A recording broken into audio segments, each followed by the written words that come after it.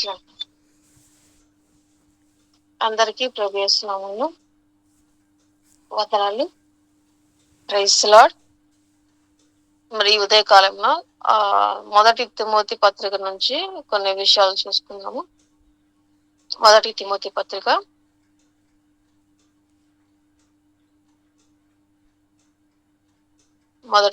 Timothy పత్రిక దీంట్లో మనం చూసినట్లయితే దైవజనునికి అలాగే అధికారిగా ఉండాలి అనుకున్న వారికి, సంఘ పెద్దలుగా ఉండాలనుకున్న వారికి, అలాగే పరిచారకులుగా ఉండాలి అనుకున్న వారికి కొన్ని నియమాలు, అలాగే కొన్ని హెచ్చరికలు, కొన్ని ఆజ్ఞలు లాంటివి ఇవ్వబడడం మనం చూస్తాము. అయితే మరి ఉదయకాలంలో అవి మనకు కూడా చాలా అవసరం. వారికి మాత్రమే కాదు, ఇది అందరికీ, సేవకులకు, మరి దైవజనులకు, పరిచారకులకు, అధికారులకు, ఈ కేటగిరీకి మాత్రమే కాదు ప్రతి ఒక్క క్రైస్తవునికి కూడా ఇవి అవసరమైనటువంటివే. అవి మనం చూసుకున్నట్లయితే మరి ఒకటవ తిమోతి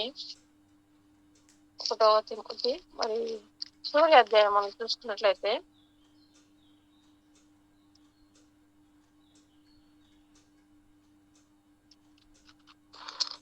1 తిమోతి 6వ అధ్యాయం 11వ వచనం చూసినట్లయితే ఇక్కడ దైవజనుడా, ఇక్కడ ఎక్కడైనా సరే దైవజనుడా, పరిచారకుడు ఇలాంటివి ఏదైనా మాట్లాడినప్పుడు అక్కడ మనల్ని మనం పెట్టుకుందాము.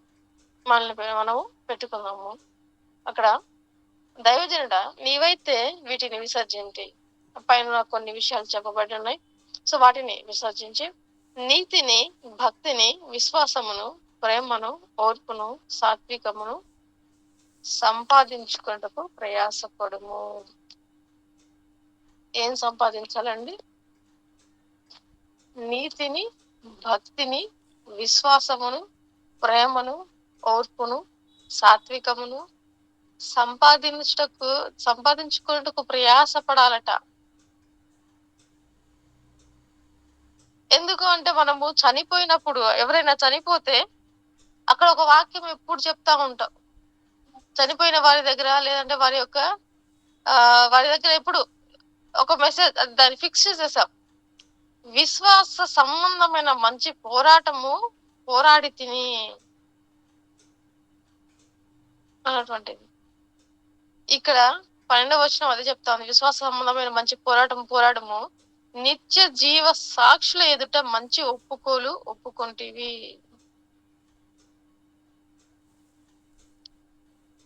నీతిని, భక్తిని, విశ్వాసమును, ప్రేమను, ఓర్పును, సాత్వికమును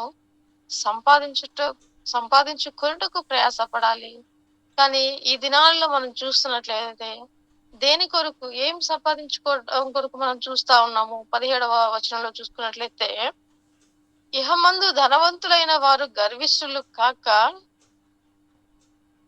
అస్థిరమైన ధనమునందు నమ్మిక ఉంచక సుఖముగా అనుభవించుటకు సమస్తమును మనకు ధారాళంగా దయచేయు దేవుని యందు నమ్మిక ఉంచుటని ఆజ్ఞాపించము. ఇహమందు ధనము సంపాదించుకోవడానికి ఎక్కువగా ఆరాటపడతా ఉంటాం. ఇహమందు ధనము సంపాదించుకోవడానికి ఎక్కువగా ఆరాటపడతా ఉంటాం. 9వ వచనం చూసినట్లయితే, ధనవంతులగుటకు ఆపేక్షించు వారు శోధనలోను, ఉరిలోను, అవివేక యుక్తములను, హానికరములనైన అనేక దురాశలలోను పడును. అట్టివి మనుషులను నష్టములను, నాశనములను ముంచివేయును. ఎందుకనగా ధనాపేక్ష సమస్తమైన కీడులకు మూలము. కొందరు దానిని ఆశించి విశ్వాసము నుండి తొలగిపోయి నానా బాధలతో తమ్మును తామే పొడుచుకొనిరి. ధనము సంపాదించడం తప్పు కాదు, కానీ ఈ వాక్యాలు ధనము సంపాదించుకోవడం తప్పు అని చెప్పట్లేదు. అదే దాని మీదనే మనసు ఉంచుతా ఉన్నారు.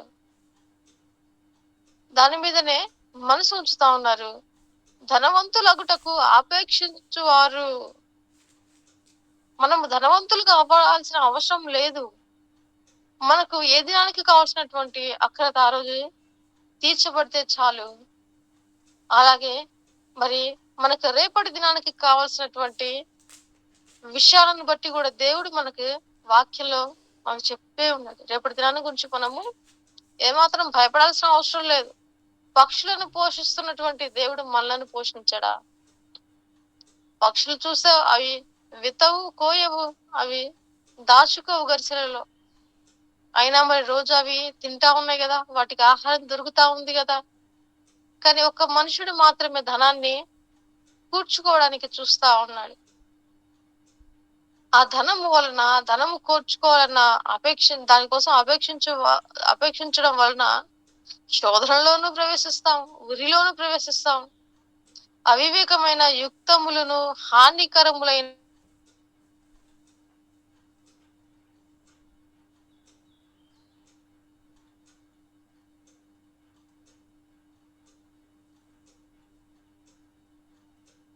ఓకే, నా మాట మీకు వినిపిస్తుంది కదండి ఇక్కడ?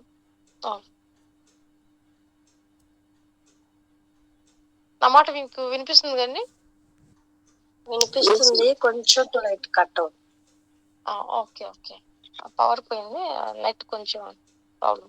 ఓకే, సో ధనవంతులు అవ్వడం కోసం, ధనము కోసం మరి ఆపేక్షించినప్పుడు వారికి శోధనలోనూ పడిపోతా ఉంటారు. ఉరిలే అలాగే అవివేక యుక్తములను హానికరములైన అనేక దురాశలలో పడుదురట. అంటే కోరి తెచ్చుకుంటా ఉన్నారు, ధనాన్ని కోరుకుంటా ఉన్నారు. దాంతో పాటు తెలియకుండానే బోనస్ గా శోధన, ఉరి, అలాగే హానికరమైన అనేక దురాశలు బోనస్లుగా వస్తూ ఉన్నాయి. వాటి వలన అనేకమైన సైడ్ ఎఫెక్ట్స్ వస్తూ ఉంటాయి. వాటి వలన ఉన్నటువంటి సైడ్ ఎఫెక్ట్స్ చాలా భయంకరమైనవి. ఈ దినాల్లో చూస్తే అనేకమైనటువంటి ధనవంతులను మనం చూస్తే వారికి ధనము ఉంటది కానీ ధనము తప్ప ఇంకేమీ ఉండదు వాళ్ళకి. ఆ ధనంతో సమస్తము చేయాలని వాళ్ళు ఆశపడతా ఉంటారు.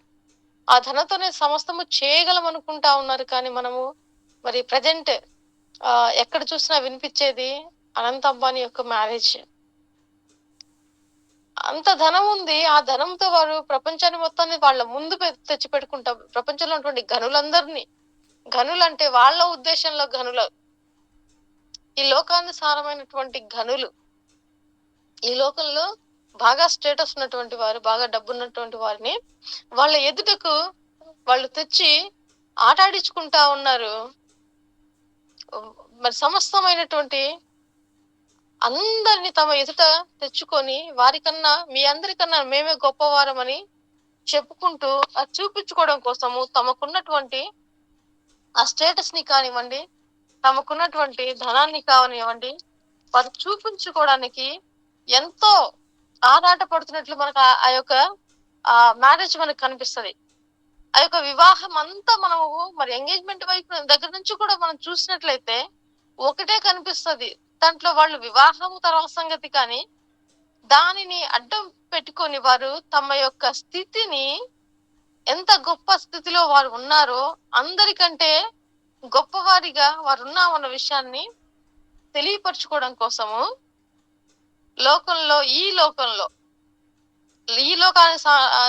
ఈ లోకానికి సంబంధించినటువంటి ఘనులందరినీ, వారు మనకు జీరో, దేవుని దృష్టిలో వాళ్ళందరూ జీరోనే. హీరోలుగా పిలువబడుతున్నటువంటి వారు, గొప్ప ఆటగాళ్ళుగా ఉంటున్నటువంటి వారు, అలాగే గొప్ప పాట పాడేటటువంటి వారు, ఆడేటటువంటి వారు, అన్ని విధాల ఉన్నటువంటి వారందరూ వారు ఎదుటకు తెచ్చుకొని వారికి డబ్బు ఇచ్చి మరి ఆడించుకుంటా ఉన్నారు, మీకన్నా మేము గొప్ప వాళ్ళం అని చెప్పుకోవడానికి. మరి వెళ్తున్నటువంటి వారు కూడా జ్ఞానము లేకుండా, ఒకవేళ ధనవంతులు కదా వాళ్ళ దగ్గరికి వెళ్తే వీళ్ళ స్టేటస్ కూడా పెరుగుతుంది అనుకొని అలాగనే వెళ్తా ఉన్నారు. కానీ అక్కడికి వెళ్ళి వాళ్ళ స్థితిని, వాళ్ళ స్థాయిని తగ్గించుకుంటున్నారన్న విషయం వాళ్ళకి తెలియట్లేదు. అయితే ఇదంతా ఎందుకు చెప్తా ఉన్నానంటే, వారికి అంత ధనం ఉండి ఈ లోకం మొత్తాన్ని కూడా కొనగలమన్నట్ల అన్న స్టేజ్ లో ఉంటా ఉన్నారు. కానీ వారి కుమారుని యొక్క, ఆ కుమారుని కోసం ఇందంతా చేస్తా ఉన్నారు. కానీ ఆ కుమారుని యొక్క ఆరోగ్యాన్ని కొనలేకపోతా ఉన్నారు. ఆ కుమారుని యొక్క ఆరోగ్యాన్ని కొనలేకపోతా ఉన్నారు. అంత డబ్బుందే. ఆ వ్యక్తిని చూస్తే ఎంత లావుగా ఉంటాడు. తన ఆరోగ్యాన్ని కొనలేకపోతా ఉన్నారే. అరే, డబ్బు లేని వాటిని చూసినప్పుడు తమ ఆరోగ్యాన్ని వాళ్ళు కాపాడుకోగలుగుతా ఉన్నారు. ఆరోగ్యమే మహా బలం అంటాము. ఆరోగ్యాన్ని మించిన ధనం లేదంటాం. ఆరోగ్యాన్ని మించిన ఆరోగ్యవంతుడే పెద్ద రిచ్ మ్యాన్ అంటాము. మామూలుగా అయితే ఆరోగ్యవంతుడు గొప్ప ధనవంతుడు అంటారు. అంత ఆర్భాటాలు చేస్తా ఉన్నారు, కానీ అంత డబ్బు ఉండి కూడా తమ కుమారుని యొక్క ఆరోగ్యాన్ని వారు కాపాడుకోలేకపోతా ఉన్నారు. ఏదో టెంపరీ ట్రీట్మెంట్లు నడుస్తూ ఉంటాయి, కానీ శాశ్వతంగా తమ కుమారుని వాళ్ళు కాపాడుకోలేరు కదా. పూర్తిగా తగ్గించుకోలేకపోతా ఉన్నారు. అక్కడ మనం అర్థం చేసుకోవాల్సిన విషయము, ఈ లోకంలో మనకు ఎంత ధనం ఉన్నప్పటికీ అవి మనల్ని కాపాడలేవు. ఎంత స్టేటస్ ఉన్నప్పటికీ, ఈ లోకం అంతా కొనగలిగినప్పటికీ మన యొక్క జీవం అనేది దేవుని ఆధీనంలో ఉంది. మన జీవితం దేవుని యొక్క ఆధీనంలో ఉంది. మన శ్వాస ఆయన ఆధీనంలో ఉంది. ఈ క్షణాన్ని తీయగలగాలి అంటే తమ కొడుకు కోసం చేస్తున్నటువంటి సమస్తము కూడా ఈ క్షణాన బహుశా అతను మరణిస్తే దేని కొరకు ఇదంతా? ఆ మరణాన్ని వాళ్ళు ఆపలేరు కదా. రోగాన్ని ఆపలేకపోయారు, తన శరీరాన్ని మార్చుకోలేకపోయారు కదా. ఇదే మనకు దేవుడు తెలియపరుస్తా ఉన్నాడు. ఇక్కడ ధనం ఒకటే కాదు. ఈ ధనం విషయంలో ఈ లోకానికి సంబంధించిన దేని కొరకు మనము ప్రయాస పడతా ఉన్నామో, దేనికోసము అరే అది ఉంటే మనలను అందరూ లెక్క చేస్తారు కదా, మనకు అది లేకపోవడమే కదా ఈరోజు మనం ఇంత బాధపడతా ఉన్నాము అని అనేక మార్లు మనము ఫీల్ అవుతా ఉంటాము. క్రైస్తవులే ఖచ్చితంగా ఫీల్ అవుతా ఉంటారు. ఎక్కువగా ఫీల్ అయ్యేది ఈ విషయాల్లో క్రైస్తవులేనండి. ఎందుకంటే క్రైస్తవునిగా ఉండడం అనేది అంత ఈజీ విషయం కాదు. అనేకమైనటువంటి ఏమంటారు, మన త్యజించాలి. అనేకమైన విషయాలు మనము త్యజించాలి. సాక్రిఫైస్ అయితే ఆ సాక్రిఫైస్ అనేది దేవుడి కోసం కాదు. అది మనం అనుకుంటాం, దేవుడా నీ కోసము నేను ఇది చేస్తున్నాను, దేవుని కోసము నేను ఈరోజు ఉపవాసం ఉంటున్నాను అంటారు. దేవుడి కోసం నేను ఇది చేస్తా ఉన్నాను, దేవుడి కోసం ఇది చేస్తా ఉన్నాను. నో, పరిచర్య కోసం చేస్తున్నానంటే ఓకే, కానీ దేవుడి కోసం మనం ఏది చేయలేము. దేవుడి కోసం మనం ఏది చేయలేము. ఆయన మన కోసం అన్ని చేస్తా ఉన్నాడు. మనం మన కోసం చేస్తా ఉన్నాము. మనము మన కోసం చేస్తా ఉన్నాము ఏదైనా సరే. ఇప్పుడు నేను పరిచర్య చేసినప్పటికీ, ఇప్పుడు నేను సువార్తకు వెళ్ళినప్పటికీ, ఇప్పుడు నేను సువార్తకు వెళ్తే అది దేవుని కోసం చేస్తా ఉన్నానా? కాదు కదా, నా కోసమే చేస్తా ఉన్నాను. అది ఎలాగున్నా నేను సువార్తకు వెళ్ళడం వల్ల నాకు లాభం ఉంది కదా. అనేకులను దేవుని సన్నిధికి చేర్చాలి, రక్షణ మార్గంలోకి చేర్చాలి అనే ఉద్దేశంతో నేను వెళ్తా ఉన్నాను. అది ప్రతి క్రైస్తవునికి దేవుడిచ్చినటువంటి ఆజ్ఞ. ఆ ఆజ్ఞను నేను పాటించాలి కాబట్టి నేను వెళ్తా ఉన్నాను. దేవుని పని కోసము, అది దేవుని పని అయితే దేవుని కోసం మనం వెళ్ళట్లే. ఆ పని మన కోసమే వెళ్తా ఉన్నాం. అది మనకు దేవుడు ఇచ్చినటువంటి ఆజ్ఞ. సో మనం ప్రతిసారి మనం ఏది చేసినా దేవుని కోసం మనం ఏం చెయ్యట్లేదు, మన వల్ల కాదు. దేవుని కోసం మనం ఏం చెయ్యలేము. ఆ పని కోసం మనం కాకపోతే ఇంకొకరిని దేవుడు ఎన్నుకుంటాడు.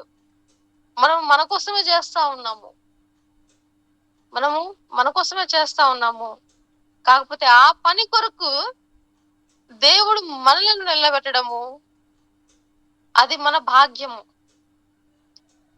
ఆ పని కొరకు ఆయన మనల్ని ఎంచుకోవడము మన భాగ్యము. ఆయన ఎంచుకున్నప్పుడు మనము ఈ నీతిని, భక్తిని, విశ్వాసమును, ప్రేమను, ఓర్పును, సాత్వికమును కలిగి ఉండి నిలకడగా విశ్వాసంలో నిలబడగలిగినప్పుడు ఈ మంచి పోరాటము, విశ్వాస సంబంధమైన మంచి పోరాటం అనే మాటను మనము దక్కించుకోగలము. ఆ మంచి పోరాటము పోరాడాలి అంటే ఈ ఇహలోక సంబంధించినటువంటి మాలిన్యం ఏది మనకు అంటకూడదు. ఇహలోక సంబంధించినటువంటి ఏ దుష్కార్యములు మనము దుష్కార్యముల జోలికి మనం వెళ్ళకూడదు. అలాగే ఇహ లోకానికి సంబంధించినటువంటి అస్థిరమైనటువంటి వాటి మీద మనము నమ్మిక ఉంచకూడదు, వాటిని ఆశించకూడదు, వాటిని సంపాదించుకోవడం కోసం మనము తహతహలాడకూడదు. ఎలాగో సంబంధించిన వాటిలో మనము అత్యధికంగా ధనము కోసము ఒకటి, ఇంకొకటి స్టేటస్ కోసము. కొంతమంది ధనం లేనప్పటికీ తమ స్టేటస్, తమ ముందున్నటువంటి వారి తమ పితరుల యొక్క స్టేటస్ కూడా తమకేం లేకపోయినా మా తాతలు ఇలా ఉండేవాళ్ళు, మా నాన్నలు ఇలా ఉండేవాళ్ళు, ఇలా ఇలా చెప్పుకుంటూ అంటే స్టేటస్ కోసము తహతహలాడుతూ ఉంటారు. ఇప్పుడు వాళ్ళకి తినడానికి కూడా తిండి లేనప్పటికీ అలా చెప్పుకుంటూ బ్రతుకుతూ ఉంటారు. అంటే స్టేటస్ అనే దాంట్లో వాళ్ళు అదే గొప్ప అనుకుంటా ఉంటారు. కొంతమంది తమకున్న అందాన్ని బట్టి, తమ కుటుంబంలో అనేక మంది ఇలాంటి సౌందర్యవంతులు అని చెప్పుకుంటూ ఇలాంటి విషయాలలో మరి వాటిలో మనకు నష్టమే ఉంది, శోధనే ఉంది, ఉరి ఉంది. అలాగే వాటి వల్ల హానికరమైనటువంటి అనేక దురాశలు మనకు ఉంటాయి అని చెప్పేసి ఇక్కడ వాక్యము స్పష్టంగా తెలియపరుస్తాం. ఈ ప్రతి క్రైస్తవునికి అవసరము. ఇక్కడ దైవజనుడు, పరిచారకులు, అధికారులు వీరికి చెప్పినట్టు మనకు కనిపిస్తుంది. కానీ ఆ ప్లేస్ లో మనల్ని కూడా పెట్టుకోవాలి. ఇహ ముందు ధనవంతులైన వారు గర్విష్ఠులు, వారి యొక్క ధనము అస్థిరము, దాని మీద నమ్మిక ఉంచితే సుఖం అనేది ఉండదు. సుఖం అనేది ఉండదు. ఇందాక చెప్పినట్టు అనంత అంబానీ తను ఇచ్చిన సాక్ష్యంలో అనేకమైనటువంటి నిద్ర లేని రాత్రులు గడిపాడు ఆ మనిషి.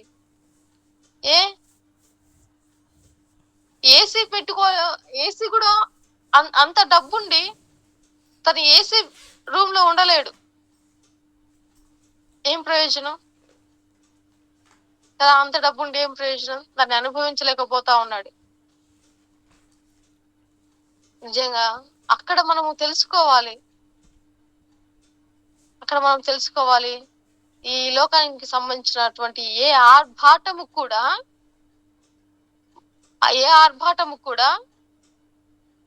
అది మరి మంచి పోరాటము అవ్వదు.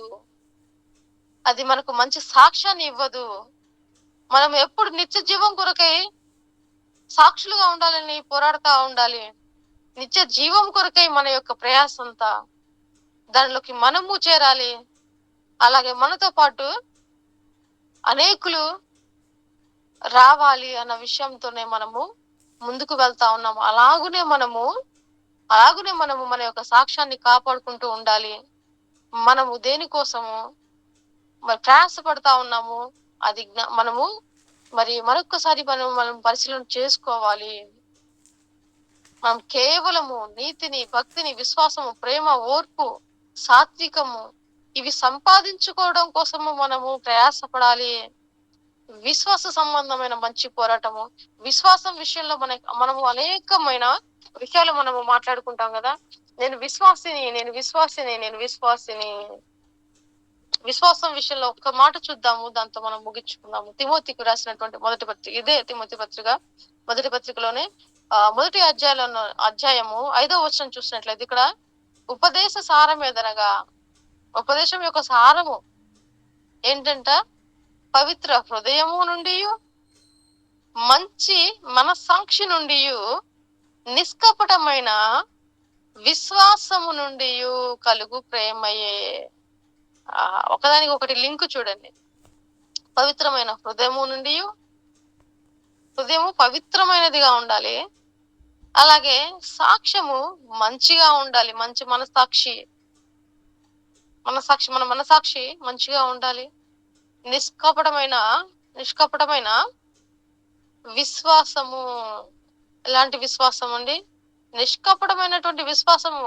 సాదాసీదా విశ్వాసము కాదు. మనం చెప్పుకున్నాం మేము విశ్వాసులం. మన విశ్వాస్యత నిష్కపటమైనదిగా ఉండాలి. దాని నుండి కలుగుతుంది ఒక ప్రేమ. ఆ ప్రేమే ఈ ఉపదేశం మొత్తానికి సారాంశము. ఈ ఉపదేశం యొక్క సారాంశము ఆ ప్రేమయే. ఆ ప్రేమ ఎలాంటిది అంటే పవిత్రమైన హృదయం నుండి, మంచి మనసాక్షి నుండి, నిష్కపటమైన విశ్వాసం నుండి కలుగున్నది. ఇది మనకు ఉండాల్సింది. ఇది మనకు ఉన్నప్పుడు మనం 1:16 ఇదే తిమోతి రాసిన మొదటి పత్రిక 1వ అధ్యాయం 16 చూస్తే అక్కడ చూడండి. అయినను నిత్య జీవం నిమిత్తము తనను విశ్వసింపబో వారికి నేను మాదిరిగా ఉండులాగున.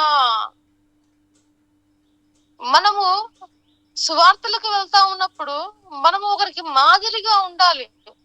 వాళ్ళు విశ్వసించాలని మనం విశ్వసిస్తా ఉన్నాము. మనము సువార్త ప్రకటిస్తా ఉన్నప్పుడు, లేదా ఒకరికి ఒకటి బోధిస్తా ఉన్నప్పుడు, ఒకరికి ఒక విషయం దేవుని గురించి చెప్తా ఉన్నప్పుడు, వారు కూడా దేవుని యందు విశ్వాసం ఉంచాలి అని మనం ఆశపడతాం. దాని కొరకే ప్రయాసపడతాము. అయితే ఆ విశ్వసింపబోరు వారికి నేను మాదిరిగా ఉండాలి. నేను మాదిరిగా ఉండకపోతే వాళ్ళు ఎలాగున విశ్వసిస్తారు? అలాగున మాదిరిగా ఉండులాగున యేసుక్రీస్తు తన పూర్ణమైన దీర్ఘ శాంతమును ఆ ప్రధాన పాపినైన నాకు కనబరుచినట్లు నేను కనికరింపబడి తిని. ఇక్కడ మాదిరి కనిపిస్తా ఉంది, దీర్ఘశాంతము కనిపిస్తా ఉంది. దేవుడు దాని కొరకు కనికరం ఇస్తా ఉన్నాడు. కనికరం అనేది కూడా మనకి ఇక్కడ కనిపిస్తా ఉంది. పవిత్ర హృదయము, మంచి మనస్సాక్షి, నిష్కపటమైన విశ్వాసము, ప్రేమ, మాదిరి, దీర్ఘశాంతము, కనికరము. అలాగే మనం పరిచారకుల విషయంలో కానివ్వండి, ఇంకా కొంచెం ముందుకు వెళ్తే 3:8 ఏక మనస్సు అనేది కనిపిస్తుంది. ఆ తర్వాత 9వ వచనంలో చూసినట్లయితే మాన్యులు అంటే డిగ్నిటీ, అలాగే పవిత్రమైన మనస్సాక్షి. ఇవన్నీ మనము ఈ యొక్క అధ్యాయంలో చూస్తూ ఉంటాము. ఇవన్నీ కలిగి మనము ఉండాలి. మనము విశ్వాసంలో ఇన్ని సంవత్సరాల నుంచి నేను విశ్వాసిగా ఉంటా ఉన్నాను, ఇన్ని సంవత్సరాలు అయింది నేను రక్షించబడి అని చెప్పుకుంటా ఉన్నాం. కానీ అది కాదు. ఇన్ని సంవత్సరాలు అయినది అనేది మ్యాటర్ కాదు. ఎంత మాదిరికరంగా జీవిస్తా ఉన్నాము. దేవుడు చెప్పినటువంటి ఈ నీతిని, భక్తిని, విశ్వాసం, ప్రేమ, ఓర్పు, సాత్వికము సంపాదించుకుంటూ మాదిరికరంగా జీవిస్తా ఉన్నామా లేదా? ఇవన్నీ మనకు లేకపోతే వ్యర్థము, మన విశ్వాస జీవితం వ్యర్థము. ఇవన్నీ మనము చేయగలిగినప్పుడు మాత్రమే విశ్వాస సంబంధమైన మంచి పోరాటం అనే మాట మనము చనిపోయి వెళ్తా ఉన్నప్పుడు అది మన వెనక మాట్లాడొచ్చు. మనం ఇప్పుడు ఎవరు చనిపోయినా కానీ ఈ యొక్క మాటను వాడేస్తా ఉన్నాము. విశ్వాస సహితమైన మంచి పోరాటం పోరాడి తిని నా పరుగు కడ ముట్టించింది కదా. ఆ మాట చెప్పాలంటే ఇవన్నీ కావాలి. ఏమీ లేకుండా ఆయన క్రైస్తవుడు అనే మాట తనకుంటే చాలు, ఆ బిరుదు తనకుంటే చాలు. ఈ మాట చెప్పేసేసి పంపించేస్తా ఉన్నాం. ఈ మాట పంపించేస్తా ఉన్నాం. కానీ అది అందరికి వర్తించదు. ఎవరైతే దానికోసం పోరాడి దాన్ని స్వతంత్రించుకుంటూ దానికోసం నిత్యము, అది ఒక రోజుతో వచ్చేది కాదు, ఒక 10 సంవత్సరాలతో వచ్చేది కాదు. అది నిత్యము క్రైస్తవుడు దేవుడు తనను పోయేంత వరకు కూడా ఈ యొక్క సాధనం అనేది జరుగుతూనే ఉంటది. అది నిత్యము జరగాల్సిన విషయం. అది జ్ఞాపకం చేసుకుంటూ మరొక్కసారి మనము అవి కలిగి ఉన్నామా లేదా? ఒకవేళ కలిగి లేకపోతే వాటిని సంపాదించుకోవడం కోసం ప్రయాసపడాలి. కానీ ఇహలోక సంబంధించినవి మొత్తము వ్యర్థము.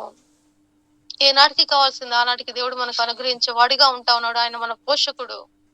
కాబట్టి వీటి కోసం మాత్రం మనము ప్రయాసపడాలన్న విషయం జ్ఞాపకం చేసుకుంటూ, అలాగున్న వల్ల మనం సరి చేసుకుంటూ ప్రార్థనలో ముందుకు వెళ్ళాలని ఉదయకాలంలో దేవుని నామం పేరిట మనం చేసుకుంటా ఉన్నాను. దేవుడి మాటను దీవించి ఆశీర్వదించును గాక. ఆమేన్. Praise Lord. ప్రైజ్ లార్డ్ అమ్మా. మరి ఈ సమయంలో మరి